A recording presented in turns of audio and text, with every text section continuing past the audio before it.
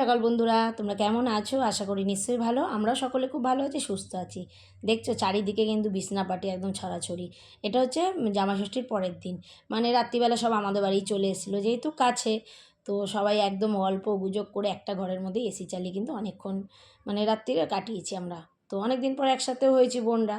তো আজকেও যাব মায়ের বাড়ি, তবে আজকে হচ্ছে জামাইরা হচ্ছে শাশুড়ি মাকে খাওয়াবে। তো প্রত্যেক দিনের মতো আজকেও কিন্তু মানে চা বসিয়ে দিয়েছে একেবারে। আজকে একটু বেশি চা, অন্যদিন দুজনের থাকে।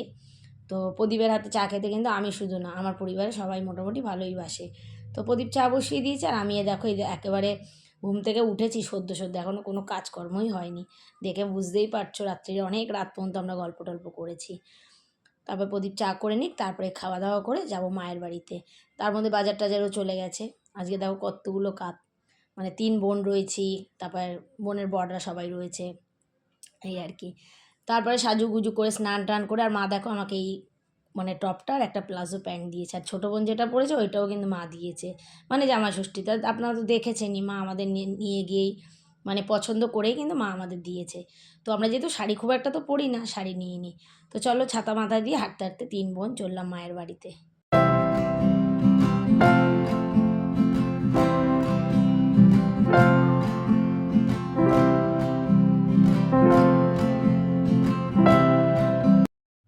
আর দেখো গিয়ে দেখছি মা স্যান্ডউইচ করে রেখেছে আমাদের জন্য। খুব ভালো করেছিল স্যান্ডউইচটা। আর মেয়েরাও আগে চলে এসছে, ওদের তো দেখানোই হয়নি, ওরা আগে এসছে জানো তো। ওই যে মাংস টাংস সব কিনে দিয়েছি, ওরা আগে নিয়ে চলে এসছে। চলো আজকে তোমাদের দেখাই মা কাকে কী দিল, আমরা মাকে কী দিলাম। আগের দিন তো দেখানোই হয়নি।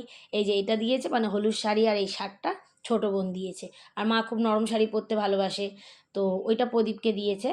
আর এইটা হচ্ছে আমি দিয়েছি বাবাকে একটা গেঞ্জি, আর এই যে লাল সাদা শাড়িটা এটা আমি মাকে দিয়েছি। আর সেজ বোন এইটা দিয়েছে বাবাকে পাঞ্জাবি, আর মাকে এই লাল শাড়িটা। মা যেহেতু একটু নরম শাড়ি পরতে ভালোবাসে, মলমল শাড়ি, এইসবগুলোই দিয়েছি। কেমন হয়েছে অবশ্যই কিন্তু কমেন্ট করে জানিও। আর আমি যেটা পরে এসেছি তো ওটা দিয়েছে মা, আমাকে পরেই নিয়েছি। তো এইদিকে সেজ বোনের বর, মানে ও কাটছে বেগুনি, খুব ভালো বেগুনি কাটে ও, মানে রান্নাবান্না একদম প্রো। আর মাও এদিকে মাংস চাপিয়ে দিয়েছে, এসে কেটে কুটে সব গুছিয়ে দিয়েছে। এইটুক মাটন না, কিন্তু এই যে প্রেশার কুকারটা যেহেতু ছোটো না, মানে মাটনটা অর্ধেক আগে সেদ্ধ করে নিয়েছে, আবার পরে একটু পরে দেবে। আর আমি সেদ্ধ করে মাটন করতেই বেশি ভালো লাগে। আর মা দেখো ঘেমে নিয়ে এক এক আজকেও বললাম মাকে রান্না করি, মা বলছে না থাক আমিই করি, তোরা তো বাড়িতে কাজকর্ম করিসই। তো মায়ের হাতে রান্না খেতে তো সবারই ভালো লাগে, কি বলো বন্ধুরা? তোমরা কি আমার সাথে একমত? অবশ্যই কিন্তু তাহলে কমেন্ট করে জানিও। আর বেগুনির এদিকে ব্যাটারটাও আমার বোনের বড়ি সেটা ফাটিয়ে দিচ্ছে।